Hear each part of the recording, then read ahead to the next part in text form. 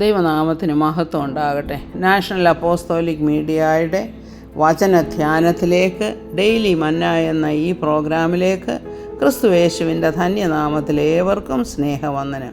ഇന്നത്തെ നമ്മുടെ അല്പസമയത്തെ ധ്യാനത്തിനായിട്ട് എടുത്തിരിക്കുന്നത് 2 കൊരിന്ത്യൻസ് ചാപ്റ്റർ 5 വേഴ്സ് 1. കൂടാരമായ ഞങ്ങളുടെ ഭൗമഭവനം അഴിഞ്ഞു പോയാൽ കൈപ്പണിയല്ലാത്ത നിത്യഭവനമായി ദൈവത്തിൻ്റെ ദാനമായ ഒരു കെട്ടിടം ഞങ്ങൾക്ക് സ്വർഗത്തിലുണ്ടെന്ന് അറിയുന്നു.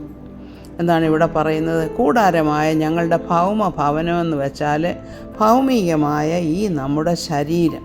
അത് ഭൗമികമെന്ന് പറയാൻ കാര്യം, ഇത് ഈ ഭൂമിയിൽ നിന്നുള്ളതാണ്, ഇത് ഈ ഭൂമിയിലേക്ക് ചേരും. എന്നാൽ ഈ ശരീരത്തിൽ നിന്നും നമ്മുടെ ആത്മാവും പ്രാണനും, ദേഹം വിട്ടു പോകുന്നത് ആരാണ്? നമ്മുടെ ആത്മാവും പ്രാണനും ഇതിനെ വിട്ടുപോകുന്നു. അപ്പോൾ നമ്മുടെ ശരീരം ഈ ഭൂമിയിലേക്ക് ചേരും. എന്നാൽ ഈ ആത്മാവും പ്രാണനും പുതിയ ഒരു ശരീരത്തെ പ്രാപിക്കും. അതാണ് തേജസ്കരിക്കപ്പെട്ട ശരീരമെന്ന് പറയുന്നത്. ആ തേജസ്കരിക്കപ്പെട്ട ശരീരം എങ്ങനെയാണ് നമുക്ക് ലഭിക്കുന്നത്? ക്രിസ്തുവിൽ വിശ്വസിച്ച്, അവൻ്റെ കാൽവറി യാഗത്തിൽ വിശ്വസിച്ച്, അവൻ്റെ പുനരുത്ഥാനത്തിൽ വിശ്വസിക്കുമ്പോൾ നാം ദൈവത്തിൻ്റെ ആത്മാവിനാൽ മുദ്രയിടപ്പെടുകയാണ്. എന്തിനാണ് നമ്മെ മുദ്രയിടുന്നത്? ആ വിശ്വാസത്താലെ, കൃപയാലെ നാം ദൈവത്തിൻ്റെ മക്കളായിത്തീരുന്നു. ദൈവത്തിൻ്റെ മക്കളായി തീരുമ്പോൾ ദൈവിക സ്വഭാവമായ നിത്യത നമുക്ക് ലഭിക്കുന്നു. ആ നിത്യത എവിടാണ് നമുക്ക് ലഭിക്കുന്നത്? സ്വർഗത്തിലാണ് നമുക്ക് ആ നിത്യത ലഭിക്കുന്നത്. അപ്പോൾ അവിടെ ആ നിത്യത അനുഭവിക്കണമെന്നുണ്ടെങ്കിൽ ആത്മീയമായ ശരീരം അല്ലെങ്കിൽ തേജസ്കരിക്കപ്പെട്ട ശരീരം നമുക്ക് ആവശ്യമാണ്. അപ്പോൾ ഈ ഭൂമിയിൽ നാം ജീവിക്കുമ്പോൾ നമുക്ക് കഷ്ടങ്ങളും പ്രയാസങ്ങളും ഒക്കെയുണ്ട്. എങ്കിലും നമുക്ക് ഈ ഒരു പ്രത്യാശയോടെയാണ് നാം ജീവിക്കുന്നത്.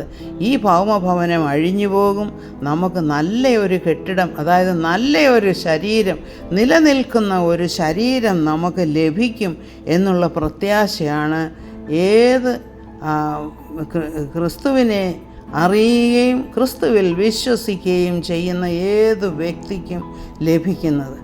അപ്പോൾ ഇവിടെ പറയുന്നത് എന്താണെന്ന് വെച്ചാൽ, നാം ഈ പ്രത്യാശയോടുകൂടിയാണ് ജീവിക്കേണ്ടത്.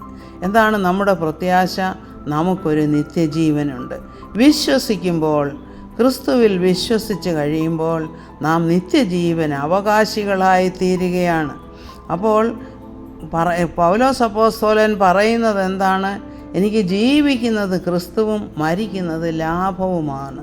കാരണം ഈ ലോകത്തിൽ ജീവിച്ചിരുന്നാലും മരിച്ചു പോയാലും, അതായത് ഈ താൽക്കാലികമായ ശരീരത്തിൽ നിന്ന് നമ്മുടെ ആത്മാവും പ്രാണനും വിട്ടുപോയാൽ നാം എവിടേക്കാണ് പോകുന്നത്? ക്രിസ്തുവിൻ്റെ അടുത്തേക്കാണ് പോകുന്നത്. അപ്പോൾ നാം വിശ്വസിക്കുന്ന ഏത് വ്യക്തിക്കും നിത്യജീവൻ ഉണ്ടെന്നുള്ളത് അതൊരു ഗ്യാരണ്ടി ആയിട്ട് പരിശുദ്ധാത്മാവ് നമ്മെ മുദ്രയിട്ടിരിക്കുകയാണ്. അതായത് നിത്യതയ്ക്കായി നമ്മെ ഒരുക്കുന്ന ഒരു പരിശുദ്ധാത്മാവ് നമുക്കുണ്ട്. എപ്പോഴും നാം ദൈവത്തിൻ്റെ മക്കളായി തീരുന്നു. ദൈവത്തിൻ്റെ മക്കളായി തീരുമ്പോൾ നാം നിത്യതയുടെ അവകാശികളായി തീരുകയാണ്.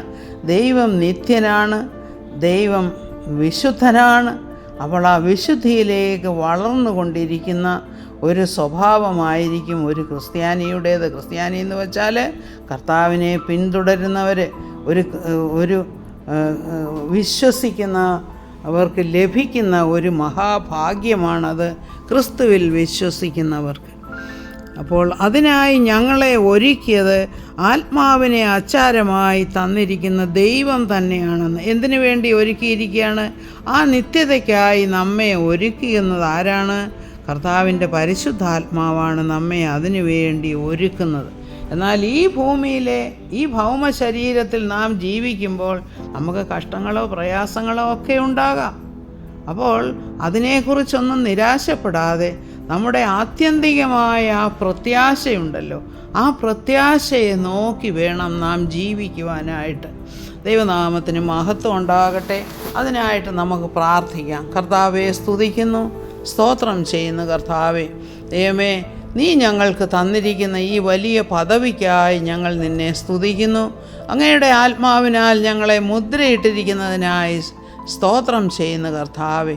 എൻ്റെ ദൈവമേ, വിശ്വാസത്താൽ ഞങ്ങൾ നിൻ്റെ മക്കളായി തീർന്ന് നിൻ്റെ എല്ലാ സ്വർഗീയമായ അവകാശങ്ങൾക്കും അധികാരങ്ങൾക്കും എല്ലാം ഞങ്ങൾ പ്രാപ്തരായി തീർന്നിരിക്കയാൽ ഞങ്ങൾ ദൈവത്തെ സ്തുതിക്കുന്നു കർത്താവേ. അതിനായിട്ട് ഞങ്ങളെ ഒരുക്കുന്നത് പരിശുദ്ധാത്മാവാണല്ലോ. പരിശുദ്ധാത്മാവ് വിശുദ്ധിയിൽ ഞങ്ങളെ നടത്തണമേ എന്ന് പ്രാർത്ഥിക്കുന്നു.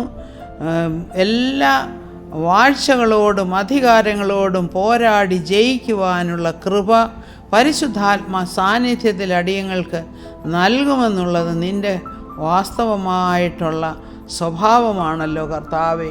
അതിനായി ഞങ്ങളെ നിത്യതയ്ക്കായി ഒരുക്കുന്ന നിൻ്റെ കൃപയ്ക്കായി നിന്നെ സ്തുതിക്കുന്ന കർത്താവേ. ഇത് കേൾക്കുന്ന എല്ലാവർക്കും ഇതൊരനുഗ്രഹമായി തീരട്ടെ എന്ന് പ്രാർത്ഥിക്കുന്നു. ആ വലിയ പ്രത്യാശയോടെ ജീവിപ്പാൻ തക്കവണ്ണം കർത്താവേ, നിൻ്റെ വചനം വായിച്ച് മനസ്സിലാക്കുവാനുള്ള കൃപ ഞങ്ങൾക്ക് തരണമേ. പരിശുദ്ധാത്മാവിനാൽ ഞങ്ങൾ നയിക്കപ്പെടണമേ എന്ന് പ്രാർത്ഥിക്കുന്നു. പ്രത്യാശയോടെ ജീവിപ്പാനുള്ള കൃപ ഞങ്ങൾക്ക് തന്നതിനാൽ സ്തോത്രം. സകല മഹത്വം അവിടുത്തേക്ക് യേശു കർത്താവിൻ്റെ നാമത്തിൽ തന്നെ. ആമേൻ.